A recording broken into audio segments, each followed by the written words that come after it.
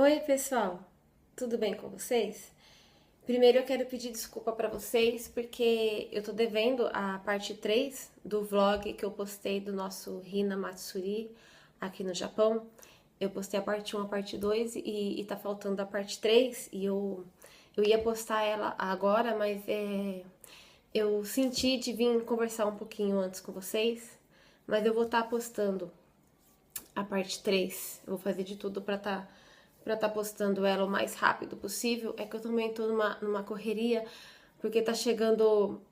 Foi aniversário do meu marido, vai ser aniversário do Ryu, essa semana agora que se inicia. Vai ser também a formatura do Ryu da pré-escola. E a gente também tá nos preparativos dele após a formatura, a entrada dele no Shogaku, que o ano letivo aqui acaba em março, começa em abril. Então agora em março é a formatura, em abril ele já entra no Shogaku, no primeiro dia de aula é uma cerimônia de ingresso escolar. Então assim, eu tô na correria com as coisas de escola, as coisas do último dia na escola que ele tá, os preparativos pro primeiro dia da escola que ele vai entrar. Então, assim, eu tô meio assim, perdidona, assim, com tanta coisa pra estar resolvendo, tanta coisa na cabeça, mas assim, eu deixei o canal meio abandonado esses dias. Eu peço desculpa pra vocês, mas eu vou colocar tudo em dia. Eu não vou deixar de postar a parte 3, mas eu senti assim de vir conversar com vocês antes. E se tiver algum barulhinho é que as crianças estão jogando game, né? Eles estão lá, eu tô aqui na sala e eles estão lá no quarto jogando game, então se tiver algum barulhinho é eles. Mas eu vou tentar aqui conversar com vocês uma coisa que eu senti assim de vir aqui compartilhar com vocês. Hoje, agora aqui no Japão, é domingo de dia 11 de março. Creio que aí no Brasil, pelo horário, deixa eu ver a hora. É madrugada, né? De sábado para domingo. Logo também amanhece o dia aí. E aqui anoitece. E hoje, dia 11 de março, é um dia muito, muito, muito triste aqui no Japão.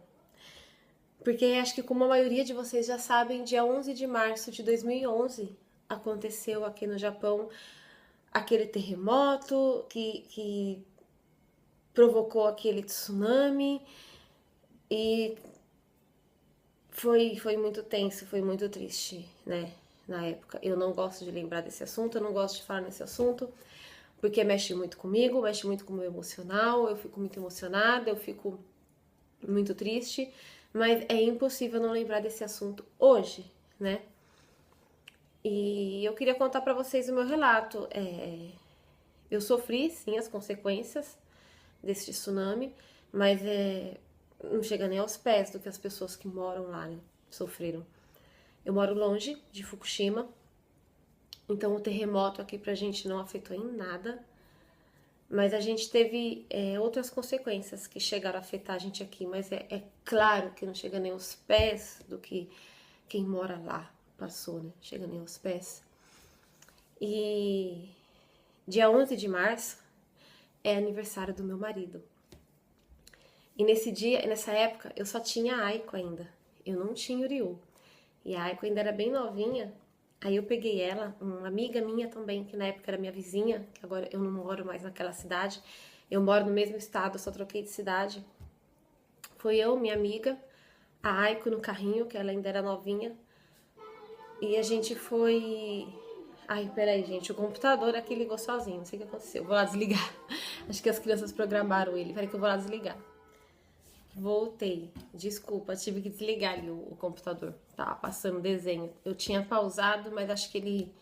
Não sei se as crianças programaram. Ele começou a rodar aqui sozinho. Então, mas voltando ao assunto. Aí eu peguei a Aiko, coloquei no carrinho e fui com a minha amiga comprar algumas coisinhas que faltava. A minha amiga foi de companhia comigo pro aniversário do meu marido. Eu tinha encomendado bolo e salgadinho com uma amiga, que na época, agora ela mora no Brasil, na época ela morava aqui e ela trabalhava assim de vender bolo e salgadinho. Eu tinha encomendado com ela bolo e salgadinho, já tava em casa, já tinha chego. E aí eu falei, não, vamos ali comigo, eu falei pra minha vizinha, vamos comigo lá no Hyakuen, né, que é 1,99 aqui do Japão, comprar algumas coisinhas que eu quero decorar, né, quando meu marido chegar do trabalho, ele tava trabalhando, eu quero fazer uma surpresa pra ele, ele não tava sabendo. Ela falou, ah, vamos, a gente foi de companhia, conversando, e a gente demorou pra caramba, sabe como que é mulher nessas lojinhas, né, de R$ 1,99 no Riacoin, né? E a gente vê de tudo, né, prateleira por prateleira, detalhe por detalhe, mulher adora essas coisas, pelo menos eu, assim, a minha amiga que foi junto comigo, a gente gosta bastante. Aí a gente vendo as coisas assim distraída, comprei sim o que eu precisava, mas também fui ver outras coisas, acabei comprando outras coisas. E a minha filha também gosta de Reacoin, né? Na época novinha, gostava até mais ainda, ficava lá vendo os brinquedinhos. Sei que a gente demorou bastante. E nessa época eu não tinha celular. A gente tinha acabado de passar pela crise, teve uma crise financeira no Japão no final de 2008, 2009. A gente tinha acabado de se recuperar dessa crise, então a gente estava sem celular. Eu não tinha, meu marido não tinha. A gente só tinha o residencial e a internet. E naquela época tinha o MSN, Messenger. Eu me comunicava assim com a maioria das minhas amigas, com familiares no Brasil pelo MSN. E daí eu tava na rua incomunicável, né? Não tinha celular. E assim, pra gente tudo normal. Todo mundo assim, o Riacoin tava cheio de gente, tudo normal. Aí a gente demorou bastante nesse dia. E aí quando a gente chegou em casa, aí a gente morava no mesmo condomínio, mas a minha amiga num prédio e em outro. Aí ela foi pra casa dela, eu fui pra minha. E aí, ai gente, eu tô mal da alergia do cafuncho. Que aqui no Japão a gente tá entrando na primavera. E tem o tal do cafuncho, né? Cafuncho, que é alergia ao pólen. E eu tô com essa alergia. Então, desculpa assim a voz, a aparência de gripada, mas é devido a essa alergia. Por isso que eu tô falando meio assim. Então, mas aí voltando ao assunto. Aí a minha amiga foi pra casa dela, eu fui pra minha casa. E aí quando eu cheguei em casa, com as coisas, eu ia começar já a arrumar, decorar tudo. Eu deixo o computador, eu tenho costume de deixar o computador ligado. Aqui no Japão, acho que a maioria das pessoas tem esse costume de deixar o computador ligado. Aí eu vi que o meu MSN, assim, tava, sabe assim, cheio de janelas, na época, assim, aquelas janelinhas de conversa do MSN, estavam cheios de janelas abertas, assim, sabe? Tinha aquele negócio lá, chamou sua atenção. Um monte de gente, assim, perguntando como você tá. Inclusive a minha amiga que tinha me vendido o bolo, ela mora em outro estado, ela tinha enviado pra mim esse bolo. Ela, você sentiu? Como que você tá? E a gente, eu e minha amiga no Riacoin, a gente não sentiu nada, nada. E eu fiquei até meio assustada. E eu falei, mas o que tá acontecendo? Eu lembro que a primeira pessoa que me respondeu era uma outra amiga que também morava em outro estado, em Gifu. Ela falou, o Japão tá se acabando e você não tá sabendo? Eu falei, não. Ela liga a TV. Aí foi quando eu liguei a TV. E aí foi quando eu vi. E aí começou a me bater o desespero. Eu não consigo não me emocionar lembrar disso. Desculpa, mas é difícil. Na hora, assim, o que eu senti. Eu não sei se foi. Eu não sei explicar. Se foi medo, se foi angústia, se foi tristeza, desespero. Queria falar com meu marido, mas na época, como eu falei, a gente não tinha celular.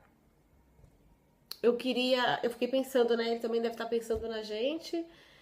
Mas como aqui, em aspas, assim, a gente não foi afetado com a mesma proporção que eles lá, na verdade a gente não foi afetado mesmo, né, nesse dia.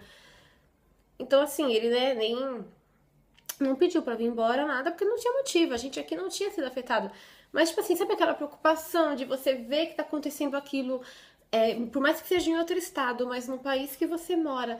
Aí você quer conversar com as pessoas que você ama, né? A preocupação com a minha família no Brasil, gente, se eles veem isso na TV, eles vão ficar desesperados, não tendo noção se é onde a gente mora ou não. Aí eu lembro que muita gente falou, até as pessoas que tinham celular, falou que os celulares não funcionaram nesse dia. E aí eu lembro que eu fui ligar correndo pra minha mãe, pra minha avó, eu acho que eu liguei pra minha mãe. Os meus avós acho que não atenderam, era madrugada no Brasil. E a minha mãe atendeu e eu lembro que eu falei assim pra ela, tá acontecendo um caos no Japão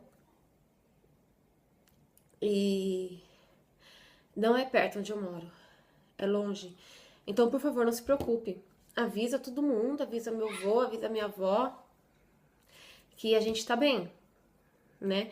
Só que assim, dentro de mim eu não sabia ainda totalmente o que estava acontecendo, eu só vi na TV. Minha amiga falou: liga a TV que você vai entender. E eu liguei a TV, eu vi um pouco, eu já corri ligar pra minha mãe, porque eu fiquei com medo dela ver a reportagem, porque também tava passando na TV do Brasil. E imaginar, sabe assim, imaginar ela desesperada antes de ligar pra mim e não ter noção. E muita gente falando que os celulares não estavam funcionando, mas eu consegui ligar para o Brasil. Eu consegui falar com a minha mãe. E a minha mãe acordou com aquela voz assim, sabe, de quem tava dormindo, falou: "Ai, não sei o quê". Assim, ela não tava sabendo de nada também, acordei ela, então ela também tava meio assim que dormindo ainda. Aí eu falei pra ela: "Fica tranquila, aonde eu moro tá tudo bem". E na verdade eu não sabia se tava tudo bem, se ia afetar, se tinha afetado, o que poderia acontecer, se poderia dar outro terremoto, porque o estado que eu moro é previsto dar um terremoto até maior, com proporção até maior do que aquele. Aqui é previsto isso já há muitos anos, está previsto, e algumas pessoas falam que esse terremoto vai acontecer sim, e que ele está atrasado, quanto mais ele atrasa, mais forte vai ser. Algumas pessoas falam: não, isso não tem nada a ver, não tem ninguém, como ninguém prevê um terremoto. Então tá nessa. Onde eu moro tá previsto também um grande terremoto. Então eu fiquei naquela: gente, será que não pode dar outro? A gente fica. E aí você ligava a TV e você via os próprios repórteres, não só os que estavam lá no local, mas os que estavam dentro do estúdio de gravação com capacete. E ver aquilo me apavorava mais ainda. Meu Deus, se eles estão de capacete é porque pode dar outro a qualquer momento. E as cenas que passavam na TV, as imagens, nossa, eu não gosto de lembrar isso. Eu acho que vocês devem ter visto. Quem não viu e quiser ver, procurar aqui no YouTube, deve achar bastante coisa, mas assim, não é nada agradável de ver, não. É muito, muito, muito triste.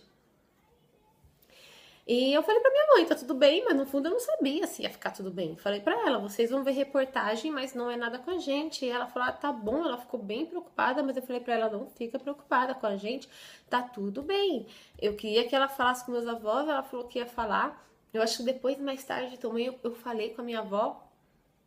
E aí uma amiga minha, os celulares realmente aqui não estavam funcionando. Eu liguei do residencial pra minha mãe. Uma amiga minha, ela falou assim pra mim: Mia, eu não tô conseguindo entrar em contato com meu pai. Ela falou comigo pelo MSN. E eu tô muito preocupada. Meu pai vai ver essas reportagens e ele também não vai ter noção se é onde a gente mora ou não. Aí eu falei pra ela: eu tô com certeza que ela morava em Kakegawa, eu morava em outra cidade. Cidade vizinha, mas era outra cidade. Ela falou assim pra mim, pelo MSN: se eu te passar o número, você consegue ligar pra ele? Porque eu falei pra ela que eu tinha falado com a minha mãe. Eu falei pra ela: não, eu vou tentar, passa o número pra mim. E eu lembro que quando eu liguei pra ele, e eu já fui tentando acalmar ele: ai, calma, olha, tá tudo bem, eu sou amiga da sua filha, mas tá tudo bem. Antes, sabe, de me apresentar quem eu era, eu já quis falar pra ele que tava tudo bem. E ele tava muito apavorado, tadinho. Ele já tinha visto a reportagem. Ele tava muito, muito apavorado. Aquilo também mexeu muito com ele, de ver o desespero dele, sabe? Eu fiquei com o coração na mão. E eu falei: calma, eu sou amiga da sua filha. É que os celulares aqui no Japão não estão pegando. Ela não tinha residencial. E ela não veio aqui pessoalmente, né, pra ligar pro senhor, porque ela mora em outra cidade. A gente se comunicou pela internet. Mas é só pra avisar que tá tudo bem com ela. O que tá acontecendo, o que o senhor tá vendo aí na TV, é em outro estado. Eu posso garantir que tá tudo bem. Assim que os celulares voltar a funcionar, ela vai te ligar. Ele: ai, muito obrigado. E sabe assim, com o coração na mão, você vê assim preocupado, mas ele ficou ao mesmo tempo aliviado de eu estar dando essa notícia dela. Então assim, ficou todo mundo, acho que o mundo inteiro, né, se abalou com isso que aconteceu. Pessoas de outros lugares do mundo que têm parentes aqui ficaram também muito preocupados. A gente aqui também ficou muito preocupado, ao mesmo tempo que a gente estava sofrendo de ver o sofrimento deles lá em Fukushima. A gente também ficou, além de preocupado, triste, a gente ficou tenso, pode acontecer outro. E eu lembro que nessa época eu vivia acabando energia, e eu já tinha alguns anos de Japão e eu nunca tinha visto acabar energia no Japão. Uma coisa que não acontece nunca é acabar a luz, acabar a energia no Japão, nunca. E nessa época ficou durante alguns meses, todos os dias, assim, ficava faltando energia, teve racionamento de energia também. Então foi um caos muito grande, assim, no país todo. E Aí muitas fábricas pararam o serviço porque muitas fábricas não vinham peças, às vezes tinham peças que vinham de lá, ou então que não vinham de lá, mas passavam pela estrada. Então ficou assim, muitas fábricas sem ter a produção, ou então perderam a produção, porque algumas eram a que mandavam para lá. E assim que ficou muita fábrica fechada, parada. E a maioria dos estrangeiros aqui, inclusive os brasileiros, trabalham em fábrica. Então, assim, muita gente, não só nós estrangeiros como japoneses, ficaram parados, sem serviço. O governo pagou uma porcentagem do salário da pessoa, mas a pessoa estando em casa. Mas mesmo assim, todo mundo passou um aperto.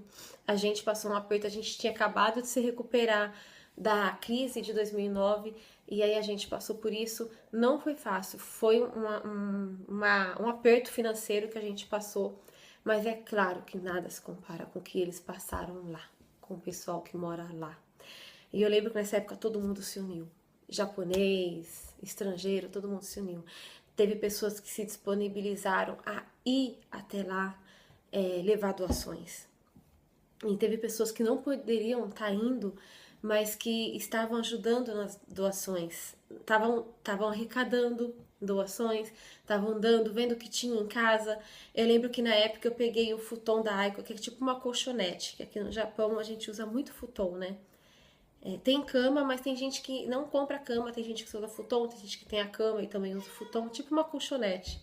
E a Aiko, ela tinha o bercinho dela, mas ela também tinha um futon. E eu lembro que na época eu peguei esse futon da Aiko, porque eles estavam pedindo... Desculpa, gente, ele tá roubando a cena aqui. Né? Você quer aparecer? Agora a mamãe tá conversando sério, depois você aparece, tá bom? Desculpa. Então, voltando ao assunto, eles estavam pedindo os abrigos lá que estavam com as pessoas que foram, com as pessoas que sobreviveram, as pessoas que perderam suas casas, que perderam tudo, estavam em abrigos, né? E esses abrigos estavam pedindo quem pudesse tá mandando futon, que é o colchonete, edredom, pra ter onde esse povo tá dormindo, porque era muita pessoa, né? E o abrigo não tinha assim para todo mundo, para estar lá todo mundo, para todo mundo dormir, para todo mundo ter uma dignidade, no mínimo uma dignidade para estar lá, né? Então eles estavam pedindo roupa, o povo tinha perdido tudo, não tinha roupa, a roupa do corpo. Roupa, futon. Então eu lembro que na época eu tinha o futonzinho da Aiko, eu mandei leite em pó da Aiko, sabe? A gente dividiu assim. Eu lembro que não só eu, todo mundo fez isso. Nossa, eu tenho 2 latas de leite, eu vou ficar com uma pro meu filho, vou mandar uma, porque a gente coloca uma que a gente, né? O marido em casa sem trabalhar, a fábrica não tava funcionando, a gente não sabia como ia ser, mas assim, todo mundo se uniu nessa época, eu lembro, todo mundo, os estrangeiros, os japoneses, todo mundo deu o que podia, o que não podia, a gente dividia.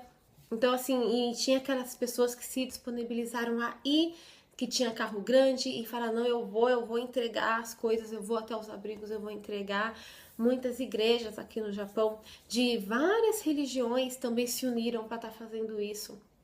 Então, assim, foi uma coisa muito legal. Os comércios aqui, os mercados, comércio em geral, até banco, tinha umas caixinhas assim que ficavam lá para você colocar doação em dinheiro, que eles iriam tá enviando também para lá. E aqui é muito honesto, viu? Eles enviam a doação e provam realmente que foi enviado. Os canais de televisão, eu sei assim que foi todo mundo assim, sabe, se uniu.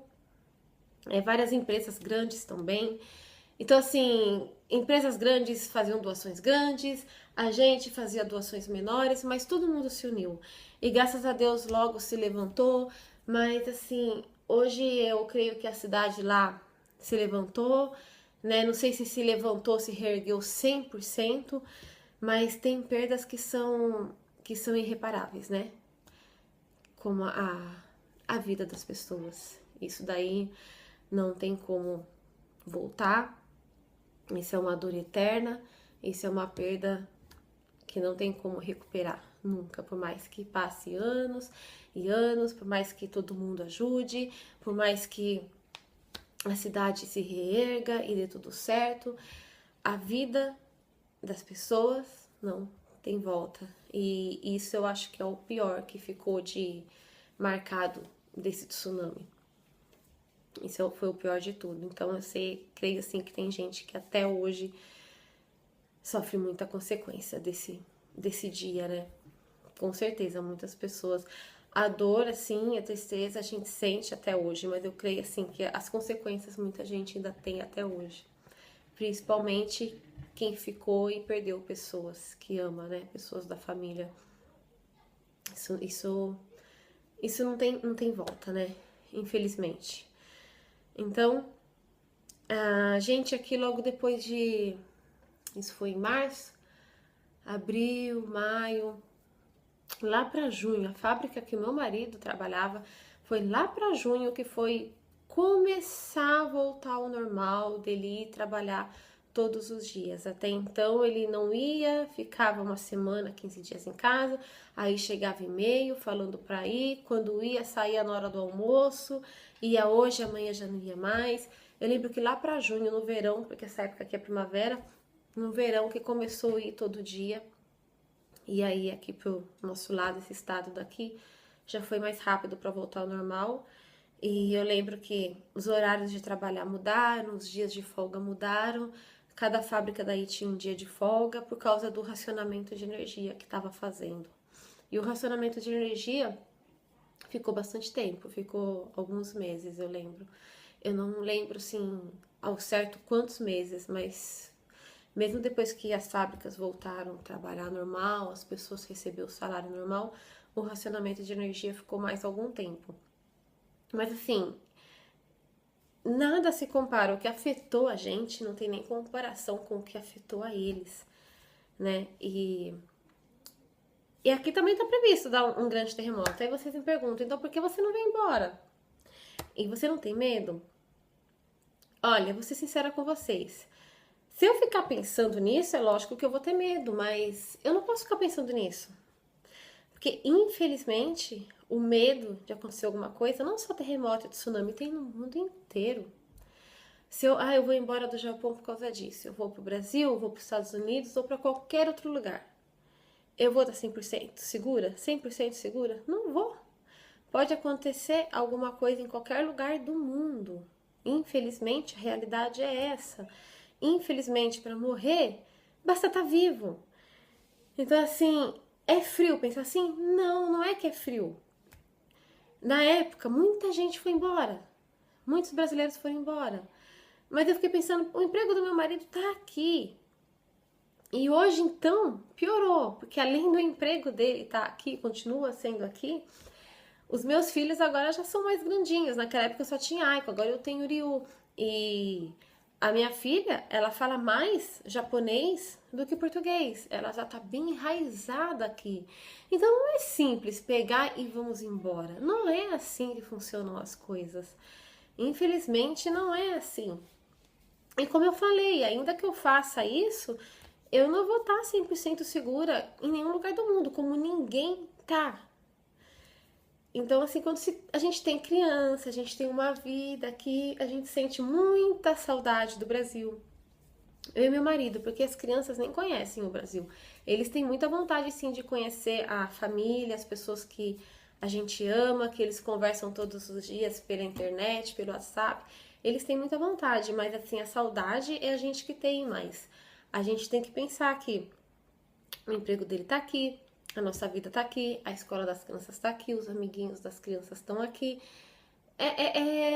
Assim, se for juntar tudo isso, é uma vida, e a nossa vida tá aqui. A gente tem muita vontade, sim, saudade do Brasil, muita vontade de estar indo. Mas tá nos planos de Deus. É Deus que sabe, eu não posso decidir nada sozinha. Eu tenho meu marido que trabalha aqui, eu tenho os meus filhos que estudam aqui. Quero muito poder estar indo a passeio, mas também não tô fazendo nenhum plano no momento, porque no momento não tá dando para fazer nenhum plano. Também tá na mão de Deus. Também não vou entregar na mão de Deus e ficar sentada esperando. Lógico que a gente tem que fazer a parte da gente, mas no momento eu não posso ainda fazer nenhum plano. Quem sabe ainda esse ano eu possa estar fazendo algum plano e pelo menos a passeio, porque sim, é muito importante para mim. O Brasil tem muitas pessoas que são importantíssimas para mim, que eu amo muito. Mas isso daí, como eu falei, não é uma coisa agora. E Deus sabe o que é melhor pra mim e pra todos que eu amo, né? E, e é isso, eu queria contar pra vocês o meu relato. Eu tô longe, né, da cidade que aconteceu tudo isso, então não é um relato de quem viveu o que aconteceu lá, é um relato de quem tá de longe, mas é que sofreu também com a tristeza. É claro que eu não senti na pele a tristeza, a dor que eles sentiram, mas a gente sofreu também. A gente vendo aquelas cenas, escutando o que estava acontecendo, o medo da radiação, mesmo depois que passou o medo de vir outro terremoto, porque no início tinha muito medo de vir outro terremoto. Aí mesmo depois que passou esse medo, tinha o medo da radiação. Ficou todo mundo assustado. Até onde vai essa radiação? Ficou todo mundo muito preocupado. Ninguém, uma coisa que eu esqueci de falar, ninguém mais tomava água da torneira, que a maioria das pessoas aqui não tomam água da torneira, as pessoas que têm filtro, mas assim, é mais água mineral aqui. São poucas pessoas que têm filtro. Mas ninguém tava tomando mais, mesmo quem tinha filtro. E no mercado eu lembro que a água mineral assim tava começando a ficar meio que escasso. Então o mercado fez racionamento de água mineral também. Cada pessoa pode levar, cada família pode levar 2 galões de água. E sim, aqui no Japão o povo respeita muito. Não faziam assim, olha, marido e mulher, eu vou, pego 2, você vai pegar 2. O povo aqui respeita bastante. As famílias iam, pegavam 2 galões, no outro dia ia, pegava mais 2 galões, pra não faltar pra ninguém. E eu não sei nos outros lugares, mas na minha cidade deu certo. Eu não fiquei sabendo de ter faltado água pra ninguém, pelo menos pra beber, água potável, pra cozinhar, pra fazer comida. Não faltou, mas a gente tinha medo que faltasse. Ai, será que amanhã vamos encontrar água no mercado? Será que amanhã vai ter água para beber? Então teve essa preocupação também. E o pessoal no Brasil com medo, né? Que a gente aqui também tava sem entender. Tava na verdade um caos.